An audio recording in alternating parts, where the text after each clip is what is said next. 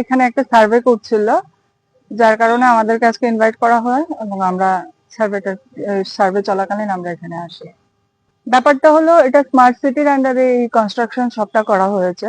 আমাদের মেইন কথা হচ্ছে যে আমাদের যে লেকটা, এটা তো অনেকদিন ধরেই মাইগ্রেটরি বার্ডসরা আসছে। এটা একটা ন্যাচারাল মানে ইকোলজিক্যাল ব্যালেন্সটা ঠিক রাখার জন্য এই লেকটা খুব ইম্পর্টেন্ট। আমরা ছোটবেলা থেকে দেখে আসছি এখানে মাইগ্রেটরি বার্ড আসছে, কিংবা এটা অনেকটা আমাদের এই অত্র এলাকার পুরো ইকোলজিক্যাল ব্যালেন্সটার জন্য মোটামুটি ভালোভাবেই একটা রোল প্লে করে। আর এখানটা হচ্ছে কি চতুর্দিক থেকে এনক্রোচমেন্ট হচ্ছে, এখন একটা কমার্শিয়াল ব্যাপার হয়ে গেছে এখানে। ফলে এটার যে মানে পরিচ্ছন্নতাটা আছে, লেকটাও আস্তে আস্তে কমে যাবে, মানে এরিয়া কমবে, ডেপনেস কমবে। ফলে এটা একটা ইকোলজিক্যাল একটা ডিস্টারবেন্সের তৈরি হবে। দ্যাটস ওয়াই আমাদের এই স্টেপটা নেওয়া। এর যে চেহারা পরিবর্তন হইতেছে, ডাইভারশন বলে আর কি, ওটা যা লেক থাকার কথা, লেকটার মধ্যে কৃত্রিমভাবে কনস্ট্রাকশন তৈরি করা হইতেছে, যেটার জন্য রেভিনিউ ডিপার্টমেন্টের পারমিশন লাগে সেইটাও নেওয়া হয়েছে না, এবং এটা নেওয়ার জন্য যে পৌরসভার পারমিশন লাগে সেইটাও নেওয়া হয়েছে না। আর এর ফলে এইটার লেকটার চরিত্রটাই ধ্বংসাত্মকভাবে শেষ হয়ে যেতেছে। এই লেকটা একটা বিশেষ গুরুত্ব এই কারণে, এটা একটা প্রাকৃতিক লেক ছিল, আর এটা সারা পৃথিবীর যে পরিযায়ী পাখিদের যে পৃথিবীর এক জায়গা থেকে আরেক জায়গায় যাওয়ার যে গতিপথ, সেই গতিপথের মধ্যে একটা কিন্তু এটা পড়ে।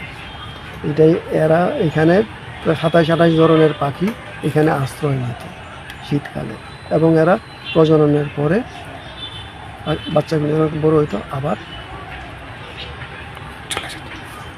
মানে ঋতু পরিবর্তনের সঙ্গে সঙ্গে তারা আবার তাদের জায়গায় নিজস্ব বাসস্থানে তারা যাইতে গিয়া সেই বাসস্থানটাই এরা নষ্ট করে দিতেছে এই নির্মাণ কার্যের নামে, ডেভেলপমেন্টের নামে। আসলে এটা ডেভেলপমেন্ট হইতেছে না, এটা হইতেছে ডেভেলপমেন্ট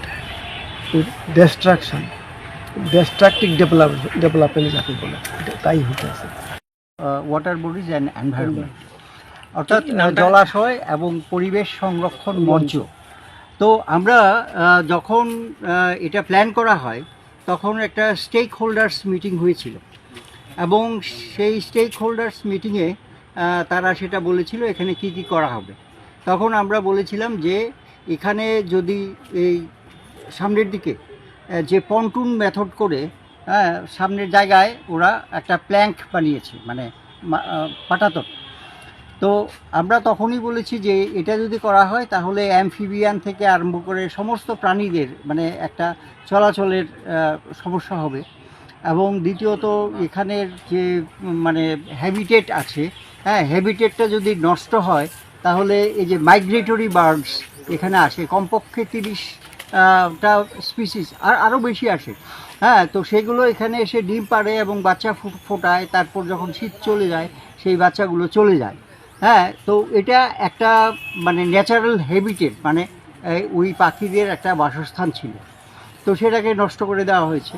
তারপর এই জায়গাটাতে একটা ব্যাট জোন মানে বাদুর তো একটা এক্সটিংক্ট স্পিসিস হয়ে গেছে এখন। তো এই বাদুরগুলো এই জায়গাটাতে এখন আর থাকতে পারছে না। এই যে এত বড় আর্টিফিশিয়াল একটা এস্টাবলিশমেন্ট হয়েছে এর ফলে। আর এই যে মাঝখান দিয়ে একটা ব্রিজের মতো করা হয়েছে আপনি দেখুন, সেটা হচ্ছে সবচেয়ে খারাপ। কারণ জলটাকে বিভাজিত করা হয়েছে, এবং যার ফলে মানে একটা মহা সমস্যা হয়েছে।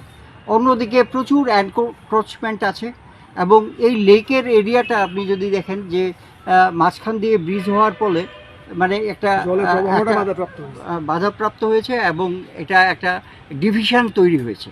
তো আমরা এটা বলেছিলাম যে ঠিক আছে, ডেভেলপমেন্ট করলেও মানে এই যে ব্যাট জোন মানে বাদুড়দের যে বাসস্থান বা মাইগ্রেটরি বার্ড, তারা যে এখানে আসবে তাদের বাসস্থানগুলোকে ভালো করে সুন্দর করে রাখার দরকার, তারা সেটা রাখেনি। আর ওই যে পন্টুন মেথড করে যে ওরা পাটাতনের মতো করেছে, তো সেখানেও কিন্তু এই সমস্যাগুলো হয়েছে। তো এর জন্যে আমরা ত্রিপুরা হিউম্যান রাইটস কমিশনে একটা কেস ফাইল করেছিলাম, এবং হিউম্যান রাইটস কমিশনের তরফ থেকে বিভিন্ন দপ্তরকে নোটিশ দিয়েছে যে এটা কিভাবে করা হলো। হ্যাঁ, তো সেই কারণে আজকে এটা একটা সার্ভে করা হচ্ছে।